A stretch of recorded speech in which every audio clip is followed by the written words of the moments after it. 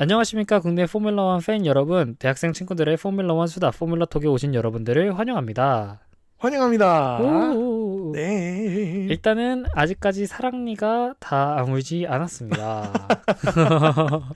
정확히는 잇몸이 안 아물었다는 말씀이시죠? 그렇죠. 이제 사랑니를 뽑은 상처가 아직까지 그대로 있고, 제가 딱 어제 가서 실밥을 제거를 하고 왔습니다. 네. 근데 이제 저도 이제 가서 알았는데, 왼쪽 위에는 한 바늘 꼬맸고, 네. 이제 오른쪽 아래는 세 바늘 꼬맸는데, 오. 이 꼬맨 게 잇몸의 회복에 도움이 되기도 하지만은, 사실 이게 얼른 또 제거를 할 때는 제거를 해야 되는 게, 잇몸이 회복을 하면서 이 실을 먹어버린대요.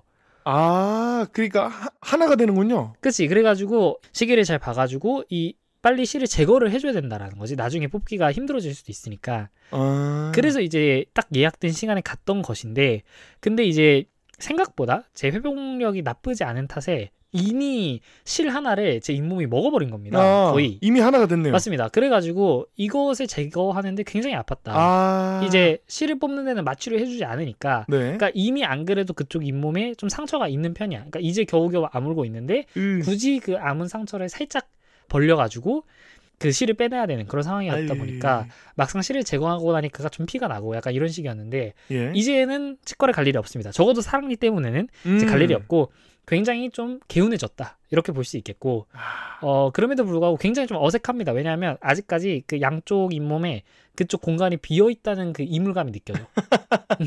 그 혓바닥으로 막 살짝 두드려 보면 말랑말랑하지 않습니까? 약간 거기가 좀 피어있는 느낌이 나는데, 그 피어있는 느낌이 너무 싫어가지고 굳이 일부러 혀를 그쪽에다가 이렇게 갖다 대진 않고요. 그리고 여전히 좀 통증이 있는 것 같습니다. 그래가지고 딴 건 괜찮은데 입안의 압력이 좀 높아지면 그게 좀 힘들어가지고, 특히나 운동을 할 때 좀 아프고요. 아. 그리고 이 발음 중에서 비읍, 피읍, 그리고 쌍비읍 이런 것들이 파열음이요.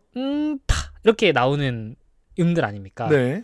그러니까 필연적으로 입안의 압력이 높아졌다가 순식간에 확 낮아지게 되는 이런 동작들을 수반하고 있는 발음들인데, 이제 그런 발음들을 할 때 살짝 통증이 좀 느껴진다, 이런 느낌이 있습니다.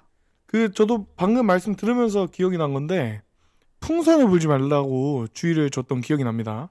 아, 그죠. 풍선을 불지 말아라, 또 빨대를 쓰지 말아라, 이런 게 있습니다. 그렇죠. 그래서 저는 맨 처음에 빨대를 쓰지 말라라고 했었을 때, 빨대를 쓰다가 이 상처를 건드릴까봐 그러나, 빨대로 찌를까봐 그러나, 저는 이런 생각 때문에 이제 얘기를 했었는데, 네. 나중에 알고 봤더니 빨대를 쓰면은 입 안에 압력이 낮아지니까, 그렇죠. 그래서 상처가 터지거나 또는 다시 벌어질 위험이 있다, 요래 가지고 이제 사랑니를 발치를 한 후에 하루 이틀 정도는 빨대를 쓰지 말아라, 이렇게 이야기를 했던 건데, 네. 사실 좀 거기까지 이야기를 해주면 좋을 것 같은데, 네. 그냥 빨대를 쓰지 마세요 하니까 그냥 뭐 찌르지 말라는 건가? 그래가지고 사실 저는 그냥 회복하는 동안 그래, 찌르지 않게 조심하면서 그냥 빨대로 이제 먹을 거 먹었거든요. 커피 같은 걸 마실 때.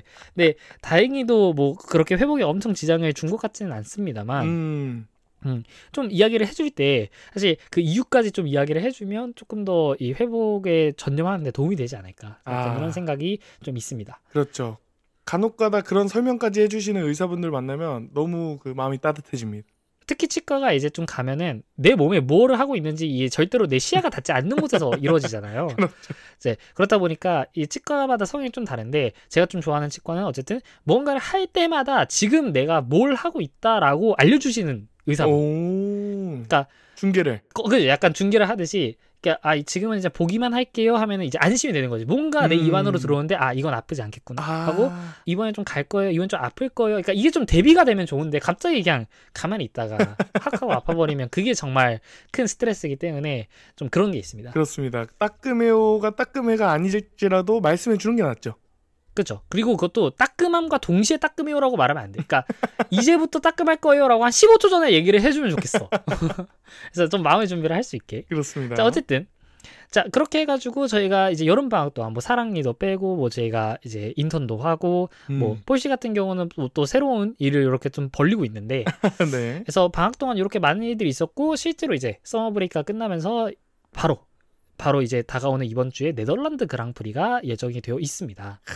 벌써 다가왔어요. 맞습니다. 4주간의 서머 브레이크가 끝나고 이제 시즌의 15번째 라운드를 앞두고 있는데, 사실 그 4주간의 휴가, 서머 브레이크 뭐 휴가라고 말을 할 수 있을지 몰라도 메카닉들이나 전략팀들 사실 뒤에서 굉장히 이번 시즌에 남은 전략들 그리고 여름방학 이전에 발견된 뭐 차량의 결함들 이런 것들을 해결하기 위해서 정말 고군분투했을 거란 말이죠. 네, 그렇죠. 그래서 바로 이 네덜란드 그랑프리가 그 노력의 결과를 처음으로 확인할 시험대가 될 전망입니다. 이 팀이나 드라이버나 다 떨리겠습니다. 맞습니다. 이 방학 동안의 성적표를 이제 받아보는 그런 약간 시험을 치르는 그런 느낌이라고 볼 수 있겠고 네. 어떻게 보자면 약간 3월 모의고사 같은 느낌이죠. 이제 고3 때 3월 모의고사 이 아. 겨울방학 동안 얼마나 착실하게 살아왔나를 평가해주는 그 모의고사거든요. 그렇죠. 3개월 넘게 어떻게 뭐 하고 살았는지. 맞습니다. 그래서 이 방학 동안 어떤 허투루 시간을 보냈는지 아니면은 조금 정말 의미 있는 진전을 만들어냈는지를 이번 네덜란드 그랑프리에서 좀 확인할 수 있을 것이고 네. 일단 네덜란드 하자마자 바로 떠오르는 건 막스 베르스타펜 선수입니다. 그렇죠. 자, 왜냐하면 네덜란드가 바로 베르스타펜 선수의 홈 그랑프리이기 때문인데요. 이제 베르스타펜 선수가 네덜란드인이죠. 그렇죠. 생각보다 약간 좀 의외의 국적이라고 할까요? 그러니까 네덜란드인 드라이버가 없어 지금 그리드에 베르스타펜 선수 말고는. 그래가지고 사실 네. 좀 이제 포뮬러 1을 처음 보시는 분들은 베르스타펜이라는 이름 자체가 사실 되게 좀 폭룡적이다 보니까 어떻게 사람 이름이 어떻게 또 베르스타펜이야, 그죠? 그러다 보니까 이 사람 이름이 좀 되게 특이하다 보니까 뭐 어느 유럽권이라고는 생각을 하실 법도 한데 네덜란드가 바로 이렇게 연상되는 그런 느낌은 아니지만 어쨌든 베르스타펜 선수가 네덜란드인이고 레드불의 이 스타 레드불뿐만이 아닌 포뮬러 1의 스타인 이 선수에게 오스트리아의 레드불링 역시 사실 굉장히 홈 그랑프리라고 볼 수 있겠지만 진짜 여기야말로 홈 그랑프리라고 할 수 있겠고요. 네. 그리고 이번 네덜란드 그랑프리는 바닷가에 위치한 네덜란드의 도시 잔드보르트 서킷에서 펼쳐지게 됩니다. 그러니까 서울로 치자면 뭐 서울 서킷 이런 식으로 이제 도시 이름을 그대로 딴 서킷이고요. 네. 그래서 사실 아무래도 다른 선수도 아니고 베르스타펜의 홈이다 보니까 이 잔드보르트 이 도시 자체가 정말 포뮬러 1의 진심인 도시라고 볼 수 있겠는데요. 이것을 단적으로 보여주는 예가 2021년에 있었던 교통 표지판 교체 이슈입니다. 이게 무슨 얘기냐? 잔드보르트에 30km/h로 달리는 속도 제한 도로 표지판이 있었는데 이것을 그랑프리 기간에 맞아 33km/h로 한시적으로 교통 표지판에 바꾼 적이 있었습니다. 30km를 33km로요? 맞습니다. 그래서 33이 왜 33이냐? 바로 베르스타펜의 선수 번호가 33입니다. 이제 물론 월드 챔피언을 딴 2021년 이후로는 1번을 쓰고 있지만 사실 이 선수 번호에 대해서도 규정상 선수들은 이 시즌이 시작하기 전 2번부터 99번 중 자신이 원하는 번호를 고를 수가 있고 이제 전년도 우승자에 한해 1번을 쓸 수 있는 이 특권이 주어집니다. 근데 그렇다고 무조건 1번을 써야 하는 것은 아니고 1번을 선택할 수 있는 권리가 주어진다라는 것이고 굉장히 상징적인 숫자이기 때문에 뭐 대부분의 이제 월드 챔피언을 차지한 선수들은 1번을 다는 경우가 많고요. 옛날에 루이스 해밀턴 선수도 월드 챔피언 시절에 1번을 달곤 했었습니다. 그러니까 올해 시즌에 1번 단 사람은 작년에 챔피언이었던 사람. 그렇죠. 이제 드라이버 챔피언이었던 거고 컨스트럭터라는 관계가 없습니다.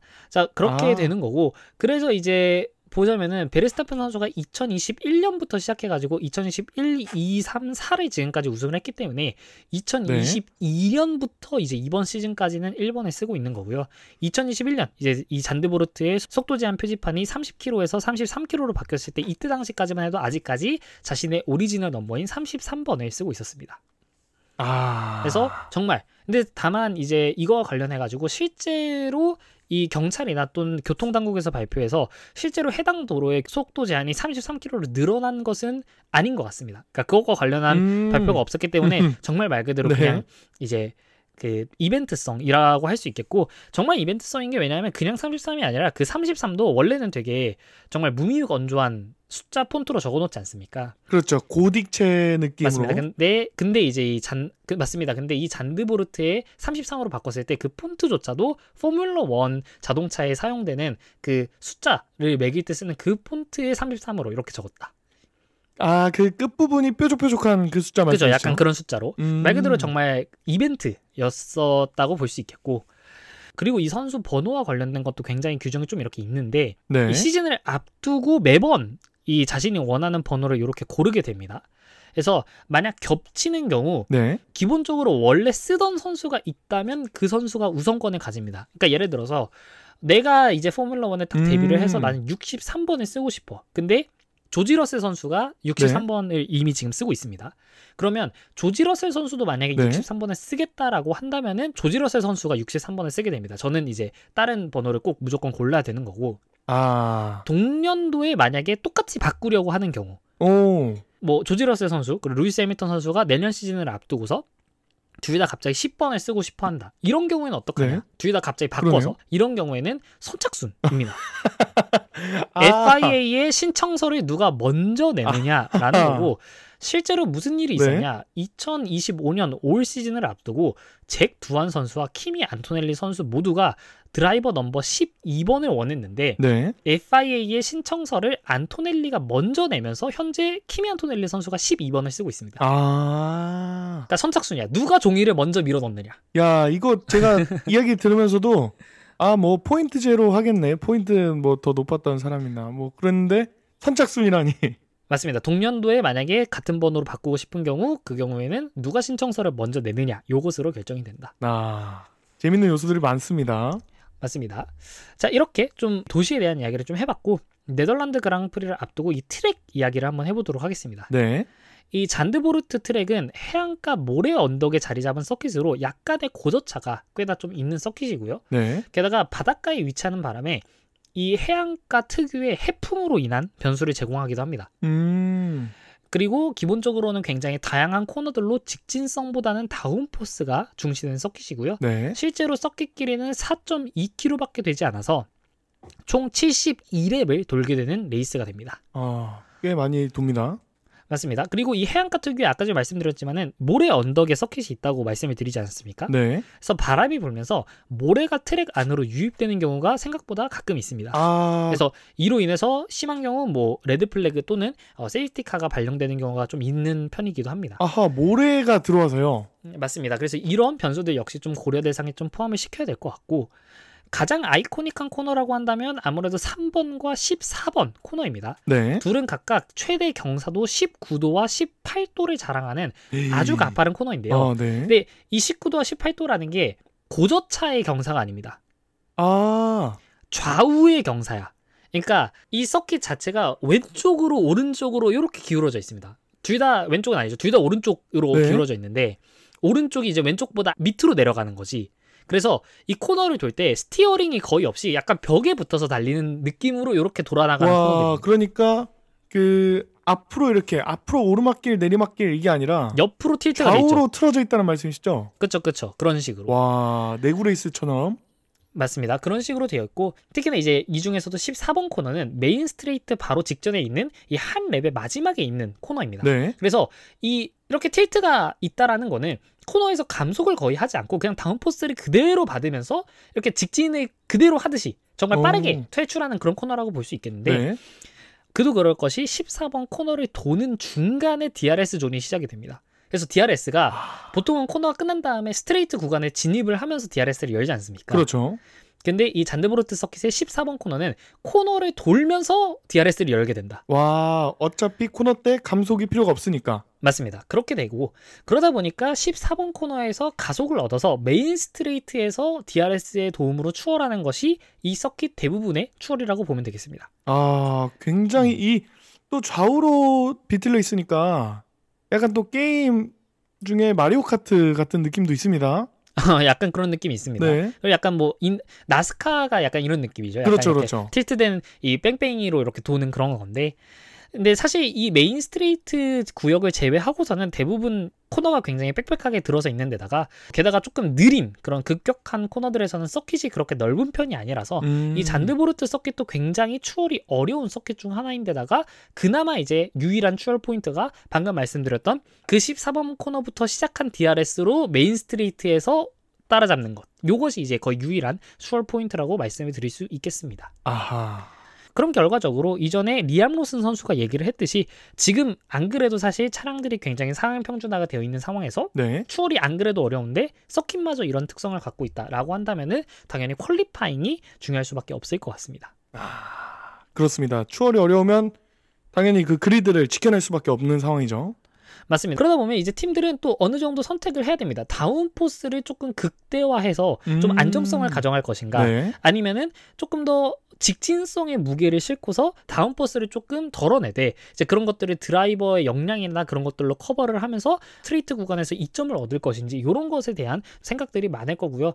당연히 다운포스를 그냥 극도로 늘리면 되는 거 아닌가라고 한다면 네. 당연히 전반적인 페이스가 떨어질 수밖에 없습니다. 그렇습니다. 코너들이 많이 질비해 있기 때문이겠죠?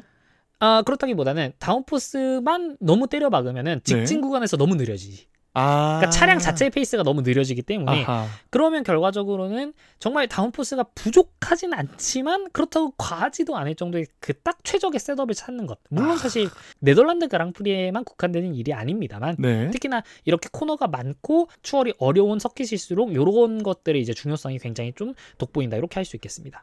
한번 지켜보겠습니다. 맞습니다. 그리고 사실 뭐 예를 들어 모나코 같은 경우에는 네. 사실 오히려 편한 측면이 있습니다. 진짜 그냥 다운포스를 극도로 늘리기만 하면 되거든. 아. 근데 이런 서킷처럼 약간 세미 모나코 같은 이런 서킷들이야말로 정말 그 최적점을 잘 찾아야 되는 그런 레이스라고 볼 수 있겠습니다. 올려야 될 능력치를 잘 골라야겠군요. 맞습니다. 또한 잔드보르트 서킷은 세이프티카가 지금까지의 데이터를 볼 때 약 50%의 확률로 나오는 서킷입니다. 2번 레이스를 하면 그중 한 번은 세이프티카가 꼭 나온다는 소리고 특히나 최근에 약간 좀 세이프티카를 저희가 안 본 지 된 것 같아요. 그러게 돌이켜보면 그렇습니다. 약간 그렇습니다. 네. 그래서 그럼 또 이제 약간 딜레마가 생깁니다. 이 스트레이트 구간이 적고 코너가 많다라는 얘기는 타이어 열 관리에 굉장히 불리하다라는 이야기가 됩니다. 왜냐하면은 스트레이트 구간의 그 공기 흐름으로 우리가 보통 타이어도 그렇고 브레이크도 시키지만은 그걸 많이 못하고 대신 코너를 돌면서 타이어에 가해지는 부담이 굉장히 크기 때문에 그렇죠. 네.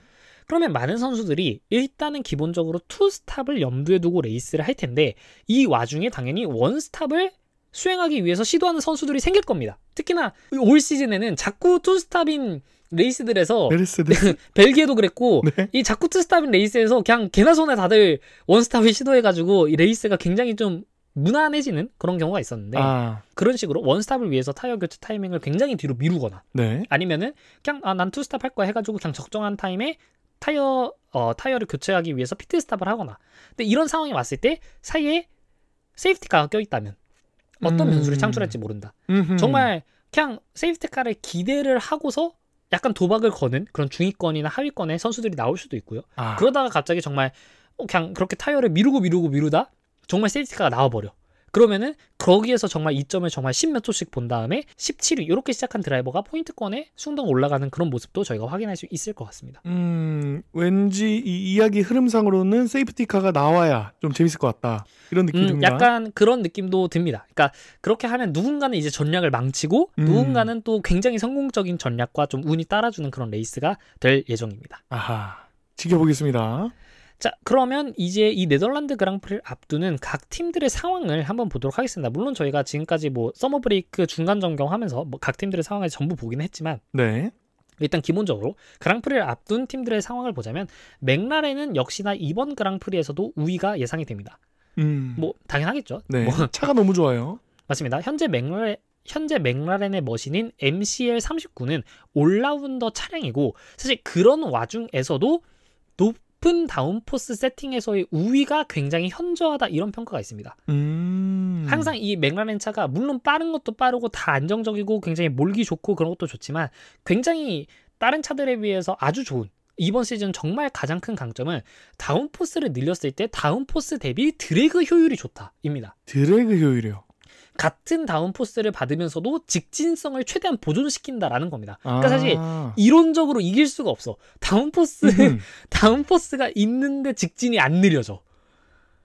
그게 맥라렌 지금의 차이입니다. 어떻게 했는지 나도 모르겠어. 근데 아무튼 그렇다고 합니다. 아무튼 그렇다는 거고 네. 특히나 이제 여름방학 동안 굳이 맥라렌이 차량 세팅이나 이런 파츠들에 있어서 업데이트를 가져오지 않은 것으로 보이기 때문에 네. 맥라렌은 이런 코너가 많은 서킷에서 안 그래도 유리하지만 더욱더 우위가 예상된다고 볼 수 있겠고 다만 역시나 리스크는 팀메이트 배틀. 왜냐면 추월이 어려운 서킷인 만큼 무리한 추월 시도는 사고로 이어질 수 있고 또 그 사고는 굉장히 뼈아픈 주말로 이어질 수 있을 것 같습니다. 물론입니다. 피아스트리가 현재 284포인트로 1위 그리고 노리스 선수가 275포인트로 둘은 단 9포인트 격차에 있고요. 만약 노리스가 이번 그랑프리에서 1위를 하고 피아스트리가 2위로 하면서 뭐 저희가 항상 봤듯이 맥라렌 원투 피니시를 가져간다면 네. 둘의 격차는 2포인트 격차까지 좁혀지게 될 전망입니다. 이것도 심지어 둘이 한 등수 차이일 때죠? 맞습니다. 그리고 2위 다툼을 벌이고 있는 메르세데스와 페라리를 한번 보도록 하겠습니다. 현재 260점의 페라리 그리고 236점의 메르세데스는 현재 24포인트로 컨스트럭터 사이 격차를 만들고 있는데요. 네. 이번 레이스에서 순위가 뒤바뀔 확률은 낮지만 그럼에도 약간의 관전 포인트를 제공한다고 볼 수 있을 것 같습니다. 각 팀 모두 르클레르와 러셀이라는 확실한 1옵션과 그 뒤에 약간의 부진을 겪고 있는 해밀턴과 안토넬리까지 약간 이 처해 있는 상황이 좀 비슷합니다. 팀 구성 자체가요. 그렇죠. 물론 이제 한쪽은 해밀턴이라는 정말 레전드 선수이고 한쪽은 이 안토넬리라는 정말 어린 선수라는 점에서는 좀 다르긴 하지만 이 상황으로 네. 보자면 그렇다는 거고 큰 이변이 없는 한 르클레르와 러셀은 어느 정도 좀 안정적인 결과를 갖고 올 수 있을 것 같고요. 네. 그렇다면 과연 해밀턴과 안토넬리가 어느 정도까지 기여를 해주느냐 이게 약간 관전 포인트가 될 것으로 보이고 다만 약간은 직전 헝가리 그랑프리에서 해밀턴은 여전히 좀 부진한 모습을 보였습니다만 네. 이 메르세데스 차량은 중간에 유럽 시리즈를 앞두고서 네. 가져왔었던 차량의 서스펜션 업그레이드가 오히려 차량의 페이스를 저하시킨다라는 평가가 있으면서 직전에 헝가리 그랑프리를 앞두고 업그레이드 이전의 파츠로 오히려 차량을 다운그레이드 시켰다라고 합니다. 근데 그 옛날 파츠를 끼고서 오히려 이제 키미 안토넬리 선수의 페이스가 살아나는 모습을 보였단 말이지. 아, 그랬었죠. 그렇기 때문에 약간은 메르세데스가 유리하지 않겠느냐 약간 이런 평가가 좀 그리드 안팎으로 흘러나오는 것 같습니다. 레드불은 또 어떨까요? 레드불 같은 경우는 뭐 홈그랑프리를 맞은 베르스타펜과 내년 시트를 위해 후반기에 한 건 해줘야 하는 유키 선수가 이렇게 좀 포진을 하고 있는데 아무래도 이 두 선수 다 약간은 굉장히 큰 동기부여가 될 것 같습니다. 어쨌든 유키 선수는 서머 브레이크 동안 뭐 여론이라던가 이런 것들을 보면서 또 내년 시즌에 대한 생각을 이렇게 차분히 하면서 네. 확실히 내가 후반기에 어느 정도 좀 반등을 해줘야 정말 이 포뮬러1 커리어를 좀 이어나갈 수 있겠구나 이런 생각을 좀 할 테고 당연히 이 첫 번째 레이스에서부터 좀 변화를 만들어내고 싶어하는 그런 생각이 있을 테고요. 게다가 이제 베르스타펜 선수도 역시 뭐 앞으로 올 시즌 더 이상 정상적인 조건에서 우승이 기대되지 않는다라고 말을 하기는 했지만 그렇죠. 여전히 그럼에도 단 하나의 레이스만에 추가로 우승할 수 있다면 홈에서 하고 싶을 거거든요. 그러네요. 그렇기 때문에 그래 다른 레이스는 몰라도 내가 이번 레이스만은 좀 물러날 수 없다라는 마인드로 굉장히 좀 진지하게 임하지 않을까라는 생각이 좀 듭니다. 이 다들 여름방학 이후로 다들 결심하고 나온 게 큽니다. 맞습니다. 중위권도 사실 굉장히 치열하다라고 볼 수 있는데 네. 5위에 윌리엄스가 70포인트, 바로 밑에 에스턴 마틴이 52포인트, 자우버가 51, RB가 45, 하스가 35, 그리고 알핀이 20으로 지금 메르세데스와 페라리 사이 2, 3위 격차가 24포인트지 않습니까? 네. 5위부터 10위까지 가장 큰 격차가 18포인트입니다. 와. 굉장히 촘촘한 간격이라고 볼 수 있겠고 포디움이 아니어도 순위가 숭덩숭덩 바뀔 수 있습니다. 맞습니다. 특히 이제 이 에스턴 마틴부터 이어지는 요 세 팀이 에스턴 마틴, 자우버, RB까지 에스턴 마틴 52포인트, 자우버 51포인트, RB가 45포인트, 1포인트 격차와 6포인트 격차이기 때문에 6포인트 격차는 사실 하위권에서 뭐 더블 포인트를 작성하지 않는 이상은 사실 그렇게 좀 따라잡기 힘든 포인트이긴 합니다만은 네. 에스턴 마틴과 자우버가 사실 좀 굉장히 관전 포인트라고 볼 수 있겠죠. 그런 식으로 볼 수 있겠고 그래서 과연 또 누가 깜짝 활약을 하고 팀의 중위권 경쟁을 이끌지 귀추가 주목된다고 할 수 있겠습니다. 귀추가 주목됩니다.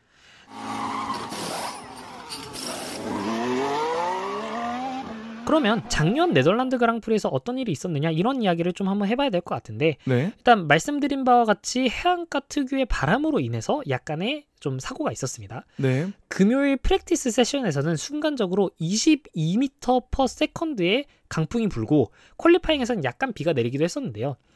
20m/s 강풍이라고 한다면 거의 폭풍 수준입니다. 오. 20만 되어도 이 사람이 걸어서 이동하기 어려운 수준이고요. 25가 넘어가는 순간 일반적으로 이 승용차의 전복 위험이 있을 정도의 바람이라고 합니다. 그러니까 22m/s는 이게 그냥 레이스를 할 수 없는 상황인 거야, 거의. 이게 뭐 말이 22지 1초에 바람이 지금 22m로 움직인다는 거잖아요. 그렇죠. 22m 앞에 있었던 바람이 1초 만에 내 얼굴에 부딪히는 속도라고 보면 됩니다. 와. 그렇기 때문에 굉장히 좀 어려움이 있었고 물론 이제 순간적으로 22였다는 거지 22가 계속 이렇게 몰아친 것도 아니었고 실제로 네. 이제 프랙티스 세션 도중에 이제 나왔던 게 아니었던 걸로 제가 기억을 해가지고 세션 자체는 그냥 이제 정상적으로 진행이 됐습니다만 네. 어쨌든 이 레이스가 있는 금토일 기간 동안 그 정도의 강풍이 잠깐 있었다. 가능성이 없지 않다. 맞습니다. 그래서 뭐 실제로 어느 정도의 바람은 계속 있었기 때문에 프랙티스에서 바람으로 인해서 그때 당시로는 하스에 있었던 헐켄베르크 선수, 그리고 네. 지금은 이제 그리드에서 찾아볼 수 없는 윌리엄스의 로건 사전트 선수가 이제 사고가 나기도 했었습니다. 그리고 이제 로건 사전트 선수도 굉장히 사고가 크게 나서 차량이 거의 불이 났었죠. 그래서 아이고. 그것도 굉장히 좀 큰 사고였고, 네. 퀄리파잉 그리드는 노리스 폴 포지션, 베르스타펜이 2위, 그리고 3위가 피아스트리, 4위 러셀, 5위가 레드불의 페레즈, 6위의 르클레르, 7위의 알론소, 8위의 스트롤, 뭐 이런 식으로 됐었고요. 네. 한 가지 이변이라고 한다면 이제 작년 네덜란드 그랑프리에서는 해밀턴 선수가 퀄리파잉 Q2에서 탈락하면서 12그리드에서 출발을 하게 되었습니다. 레이스 결과는 노리스 선수가 그대로 우승을 하면서 폴트윈을 가져갔고요. 2위가 베르스타펜, 3위가 르클레르, 이렇게 포디움이 형성이 됐었는데 그 밑으로도 4위가 피아스트리, 5위가 페라리의 사인츠 선수, 6위가 레드불의 페레즈, 7위랑 8위가 러셀과 해밀턴, 이렇게 8위까지 전부 4강팀의 8명의 드라이버가 들어가는 그런 이제 장면이 연출이 되었습니다. 아, 굉장히 교과서적인 순위입니다. 맞습니다. 특히 작년 같은 경우는 특히나 이 4강과 나머지 팀들의 각 격차가 굉장히 컸기 때문에 뭐 작년에 많은 레이스들이 이런 식으로 끝이 났었었고요. 네. 그래서 당시에 일단 베르스타펜 선수의 통산 200번째 레이스였는데요. 우승하지 못하면서 약간 빛이 바랜 그런 좀 측면이 있고, 노리스 선수가 이때 당시 폴트윈을 작성을 했었는데 이때 당시가 맥라렌 컨스트럭터 12년 만에 폴트윈 우승이었습니다. 오. 동시에 2위 베르스타펜 선수와의 격차가 레이스가 끝날 당시 22.8초로 이때 당시 네덜란드 그랑프리가 끝났을 때를 기준으로 네. 2024년 최대 격차 우승이라는 기록도 가져왔습니다. 그러니까 작년 15라운드 네덜란드 전까지는 이렇게 1위랑 2위가 큰 격차가 있었던 레이스가 한 번도 없었다. 이런 이야기가 되겠고, 네. 정말 레드불의 차량과 맥라렌의 차량의 이 성능 격차가 점점 현저해지기 시작한 게 또 작년 네덜란드 그랑프리라고 할 수 있겠습니다. 아, 뭔가 큰 의미는 없지만 상징적입니다. 맞습니다. 그래서 이때부터 점점 약간 노리스 선수가 베르스타펜 선수를 드라이버 챔피언십에서도 조금 위협을 하고, 맥라렌이 또 레드불을 컨스트럭터에서 위협을 하면서 결국 나중에 이런 것들이 쌓이고 쌓여서 맥라렌의 컨스트럭터 우승이라는 이런 금사탑이 쌓게 되는 그런 결과로 이어졌던 겁니다. 자, 그래서 이제 마지막으로 저희가 뽑아본 이번 네덜란드 그랑프리 뷰포인트 세 가지는, 첫 번째는 네. 일단 당연히 베르스타펜 선수입니다. 그렇죠. 이 홈팬들의 응원과 열기는 굉장히 베르스타펜 선수에게 부담이기도 할 테지만은 사실 뭐 그런 거에 부담을 느낄 선수라면 여기까지 오지도 않았을 거긴 합니다. 물론입니다. 괜히 4번 챔피언이 아닙니다. 맞습니다. 그래서 한편으로는 이러한 응원, 그리고 또 이렇게 높아진 텐션이 초인적인 드라이빙을 발휘하는 그런 계기가 될 수도 있다라는 생각이 듭니다. 그래서 네. 물론 이미 베르스타펜 선수는 지금 차량의 성능에 대해서 이미 올 시즌은 조금 약간 기대를 많이 저버린 모습이긴 합니다만은 네. 뭐 약간의 운만 따라준다면 충분히 자신의 실력으로 차량의 성능을 좀 커버를 하면서 홈그랑프리의 우승을 좀 만들어낼 수 있겠다, 이런 생각이 좀 듭니다. 네, 무조건 우승하고 싶을 겁니다. 저였어도 그럴 것 같아요. 맞습니다. 자, 그리고 두 번째는 세이프티카입니다. 뭐 딱히 네. 누구를 본다기보다는 세이프티카가 과연 나오느냐 안 나오냐. 만약에 나온다면은 이게 또 타이어 관리에, 또 타이어 전략에 굉장히 큰 영향을 끼칠 수 있기 때문에 세이프티카가 나오는지 팬분들이 한번 지켜보시면 좋을 것 같고, 그리고 세 번째는 맥라렌입니다. 네. 근데 맥라렌이 왜 맥라렌이냐? 사실 앞으로 거의 모든 레이스에서 맥라렌은 조금 약간 주목을 받게 될 것 같은데요. 네. 맥라렌이 저희가 이전에도 말씀드렸듯이 현재 2명의 퍼스트 드라이버가 너무 잘해주고 있다 보니까 F1 역사상 최다 컨스트럭터 포인트를 이제 이번 시즌에 기록을 세울 것 같다라고 저희가 말씀을 이미 드리지 않았습니까? 네. 근데 거기에서 한술 더 떠서 지금 같은 페이스라고 한다면은 맥라렌이 지금 약 930점 정도를 얻을 수 있습니다. 시즌이 네. 다 끝났을 때. 근데 지금 약간 좀 귀추가 특히 해외에서 모아주고 있는 부분은 뭐냐면, 과연 맥라렌이 이번 2025 시즌 1000포인트를 넘길 수 있을 것인가에 대한 이야기입니다. 오, 1000포인트. 900포인트대로 진입한 것부터가 이미 이제 F1 역사상 처음 있는 일이긴 하지만은 사실 이 네 자릿수라는 게 워낙에 또 상징성이 있다 보니까 이런 네. 부분에서 관심이 좀 모아지는 것 같은데요. 남은 이제 10번의 레이스, 그리고 이제 스프린트 레이스가 3번 같이 예정이 되어 있습니다. 그래서 이 레이스에서 총 475점이 걸려 있습니다. 이 475점은 이 모든 레이스에서의 원투 피니시와 모든 스프린트에서의 원투 피니시를 했을 때 최다 475점이라는 겁니다. 네. 그러면 이 마법의 1000점에 도달하기 위해서는 현재 맥라렌이 보유한 559점을 제외한 441점을 추가를 해야 됩니다. 즉 남은 경기에서 피아스트리와 노리스가 합쳐서 최대 34점 이상을 잃지 않는다면 이 1000점의 금자탑에 도전을 할 수 있습니다. 아, 이거 쉽지 않은데요. 비교를 한번 해드리자면 7라운드 모나코 이후에 지금 스페인부터 시작해가지고 맥라렌 듀오가 7번의 레이스 동안 놓친 포인트가 33포인트입니다. 그러니까 그 정도를 이제 남은 10개 레이스 동안만 잃는다면 충분히 이제 가능한 기록인 거고, 특히나 사실 이게 또 가능해 보이는 게 오스트리아 그랑프리 이후부터 시작해가지고 직전 헝가리 그랑프리까지 최근 4번의 레이스에서 전부 맥라렌이 원투 피니시를 가져왔어요. 근데 이렇게 그렇나요? 되면은 이제 남은 시즌 동안 맥라렌은 뭐 팀메이트 간의 배틀이든 간에 아니면 뭐 차량 결함으로 인하든 아니면 뭐 사고 때문에 일어나든 간에 리타이어가 있으면 굉장히 치명적입니다. 1000점을 만약에 달성을 하고 싶다면 리타이어를 하는 순간 1등을 해도 나머지 한 명의 팀메이트가 1등을 해도 18점을 잃어버리게 되는 것이기 때문에 그걸 딴 데서 또 메꿔야 되잖아요. 사실 리타이어 2번만 해도 이게 끝나버리는 정도의 기록이긴 합니다. 이야, 그만큼 엄청난 기록일 겁니다.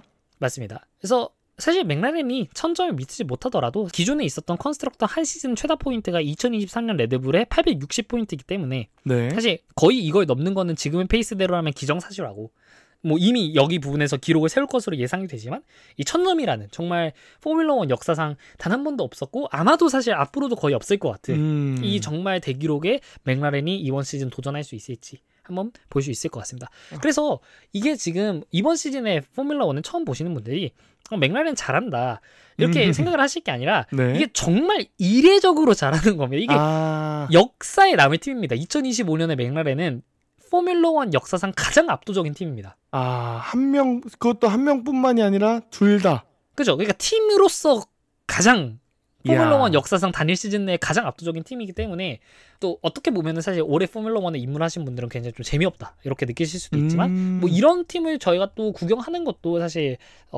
내가 그 팀을 직접 봤다. 실제 중계로 봤다. 뭐 저희가 직접 손주한테 말하나요? 직접 눈으로 보진 못했지만은 야 너네 25년에 맥라렌이 얼마나 잘하는 줄 알아? 약간 이렇게 좀 뽐낼 수 있는 그런 계기가 되지 않을까 또 이렇게 생각을 합니다. 어른분들께서 이제 너네 02 월드컵 봤냐라고 하시는 그렇죠. 것처럼. 약간 그런 거죠. 약간 실제로 그때 당시 뭐 월드컵 현장에 가서 직접 경기를 보지는 않으셨더라도 그렇죠. 그냥 그때 있었던 것만으로도 같은 에라 같은 시대에 살고 있었던 것만으로 약간 얘기거리가 되니까. 물론입니다. 나중에 저희도 뭐 10년 20년 후에 근데 진짜 25년 맥라렌은 개쩔었다 이렇게 얘기를 할 수 있지 않을까. 자, 이야기가 되겠습니다. 네.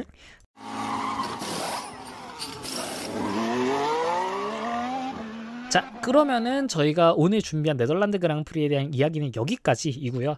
이 방송이 아마 이제 수요일에 올라갈 것으로 예상이 됩니다. 그러면 사실 수요일, 목요일, 금요일, 토요일까지 해가지고 거의 4일 가까이 남은 건데 토요일 오후 10시가 이제 한국 기준으로 10시가 이제 퀄리파잉 시작이고요. 그리고 10시가 땡과 동시에 저희 이벤트 댓글창이 마감이 되게 됩니다. 정확히는 이제 다른 곳은 저희가 이제 시간대를 보고서 반영을 드릴 거고요. 인스타그램 게시물은 이번 주 토요일 22시가 되는 순간 이 게시물을 보관 처리를 할 겁니다. 더 이상 댓글을 못 다시게. 이벤트 내용은 뭐 이미 많은 분들이 아시겠지만은 네덜란드 그랑프리 실제 본 레이스에서 8위 드라이버를 맞춰주시면 되는 거고 8위를 맞히신 분들 중 2분께 저희가 이제 각각 준과 폴이 하나씩 부담을 해가지고 이 포뮬러1 스피드 챔피언 레고를 팀은 랜덤으로 저희도 사실 아직 어떤 팀을 살지 좀 못 정했습니다. 그래가지고 근데 그렇다고 약간 좀 이렇게 좀 주문을 받아서 하면 사실 그것도 약간 좀 경품의 의미가 좀 아닌 것 같아서 말 그대로 그냥 뭐 8위한 드라이버의 팀을 보내드릴 수도 있고요. 사실 그건 정말 그때 가봐야 합니다. 자, 어쨌든 보내드린다는 거고 다들 인스타그램 또 다른 이제 플랫폼들 다들 가셔가지고 이벤트 많이 참가해 주시면 감사하겠습니다. 네, 그렇습니다.